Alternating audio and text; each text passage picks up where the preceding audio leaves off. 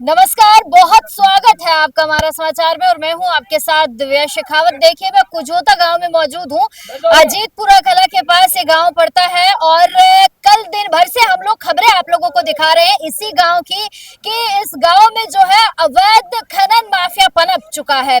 और कल भी जो है मेरी टीम यहाँ पर दिन भर मौजूद रही। इसके बाद मैं खुद भी जो है एसएमएस हॉस्पिटल पहुंची हूँ। घायल लोगों के से जो है मैंने बातचीत भी की। उन लोगों ने भी जो है अपना दर्द हमारे साथ बयां किया। तमाम चीजें बयां करने के बाद वो लोग जो है प्रशासन तक अपनी बात पहुंचाना चाहते थे। अब लेकिन मैं उन लोगों के बीच आई हूं जो 300 दिनों से, लगभग 300 दिन पूरे होने वाले हैं इस धरने को। लेकिन सबसे बड़ी विडंबना सुनिए, देखिए, 300 दिन में अगर आदमी 2 दिन भी धरने पर बैठता है ना तो इन आंखों से सब कुछ नजर आता है, लेकिन सरकार को 300 दिन में ये लोग नजर नहीं आए। कैमरा दिखाओ एक बार घुमा के। ये आदमी नजर नहीं आए, ये आदमी नजर नहीं आए, वो औरतें नजर नहीं आई, ये सरकार को नजर नहीं आया।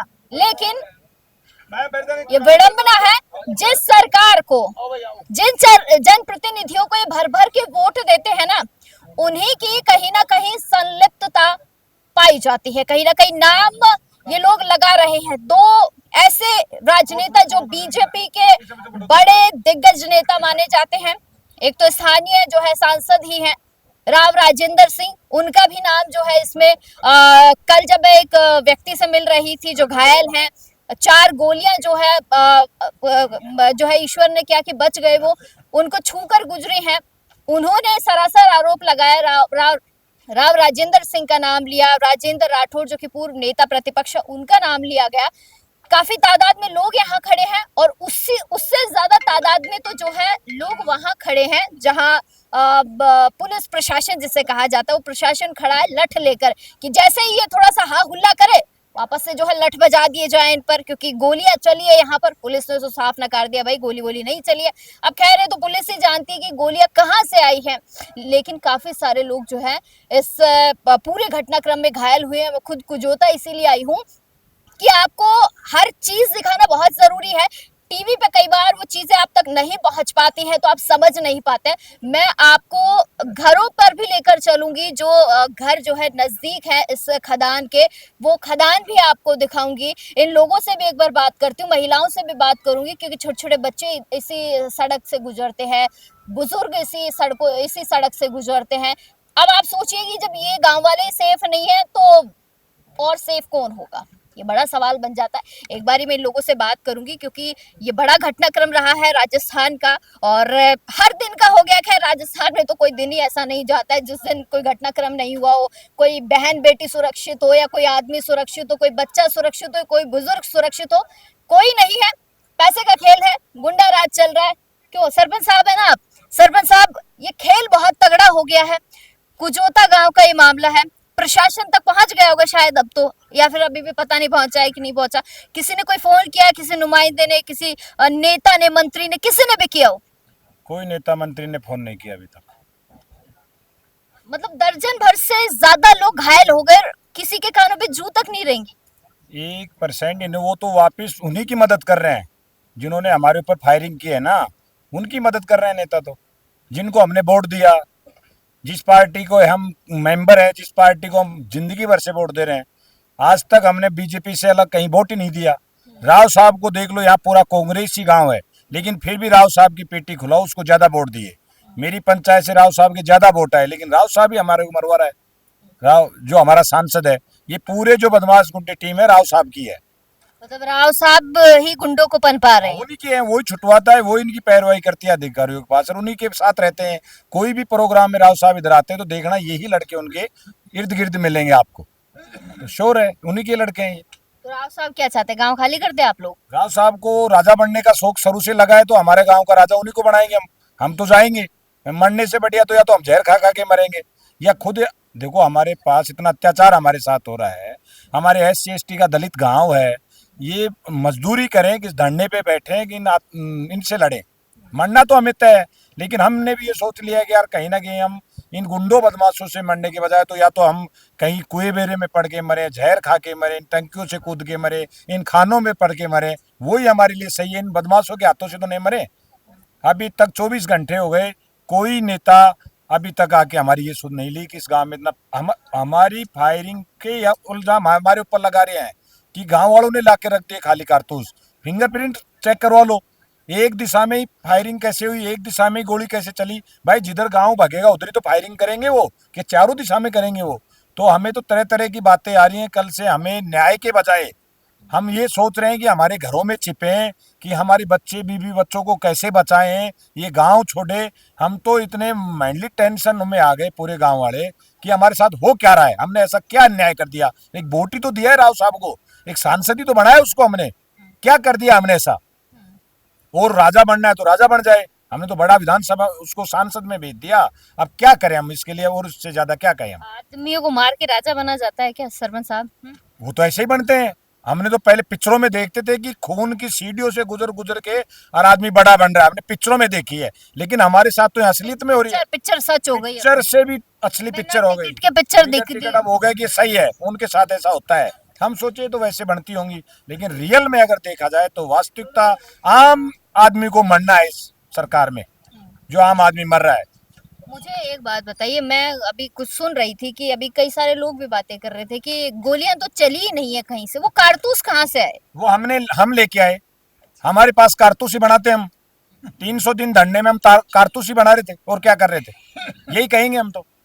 हमारे ऊपर कारतूस चल गई, हमारे आदमी फ्रैक्चर हो गए, एडमिट है, गांव में पूरा सन्नाटा छा हुआ है, गोली चल गई। गोली, पुलिस भी 2 कांस्टेबल तो फायरिंग की आवाज से आए हैं, नहीं कि हमारे फोन से आए हैं। मुझे बताइए कि घटनाक्रम हुआ, आपने पुलिस को फोन किया, कितनी जल्दी पुलिस आई और कितने पुलिस कांस्टेबल यहाँ तक पहुंच गए? 2 कांस्टेबल आए बाइक से। मैंने कहा साहब 6 आदमी घायल है, मेरी गाड़ी में नहीं चल पाते। बोले भाई मेरी मोटरसाइकिल पे बिठा ले, मैं क्या करूं भाई, मेरी मोटरसाइकिल पे बिठा लो।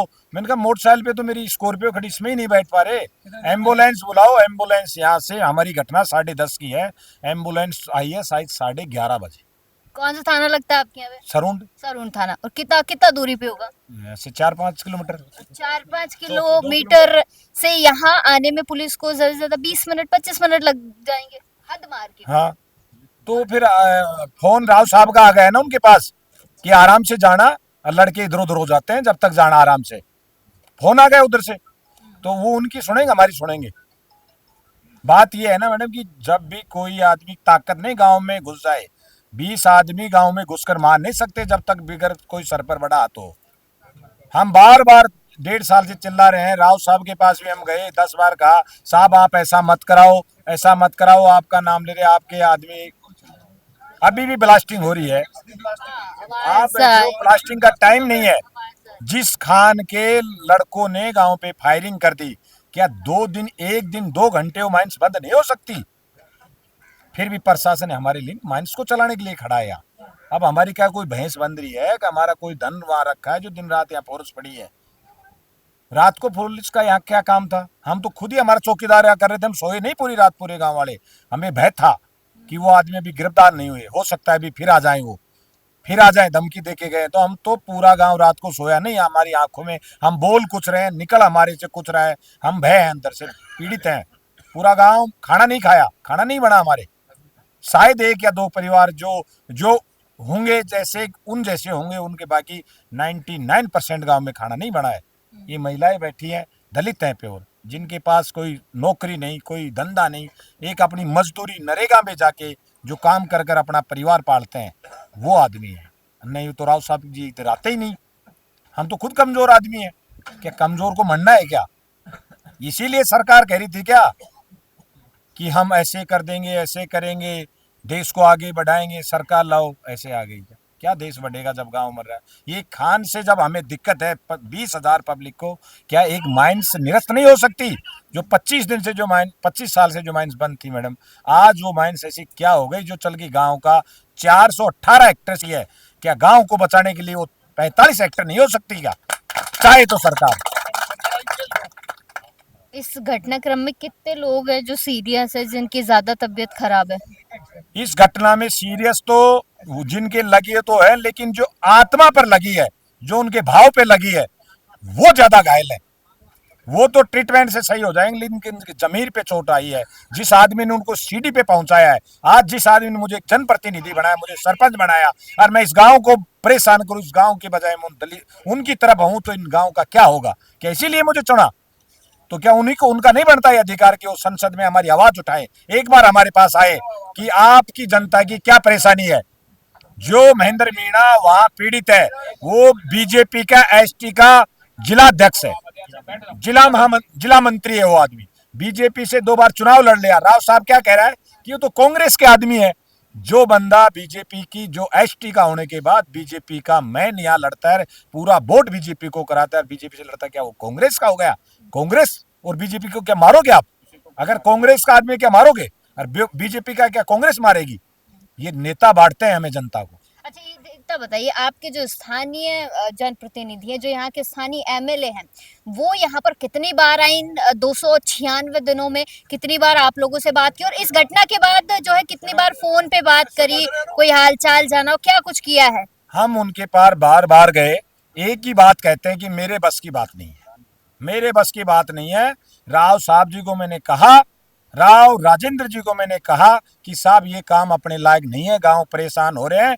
तो राव साहब ने एक ही बात कही कि लड़का नहीं मान रहा, उसके लड़के के भूख ज्यादा है। ये शब्द कह के बोले मेरे बस की बात नहीं। भाई, आप तो जिसने धरना पाड़ा है उसी के पास जाओ। कोई मदद नहीं करी, हाथ जोड़ता है साहब। 200 आदमी, हम जिस दिन हमारा धरना पड़ा उस दिन हम 100 आदमी गए। साहब मना कर दिया, मेरे बस की बात नहीं, हाथ जोड़ के। एमएलए एमएलए क्या करे, किससे? एमएलए इसलिए हो सकता है अगली बार टिकट नहीं मिले। कौन है? हंसराज जी पटेल कभी कभी आते नहीं है? नहीं आते हैं, धरने की तरफ सुधी नहीं लेते हैं, न कोई मदद करते हैं। ये उनका ये है कि राव राजेंद्र, प्रतिपक्ष नेता राजेंद्र राठौड़ इसमें मोनवल है। बीजेपी पूरी मोल है।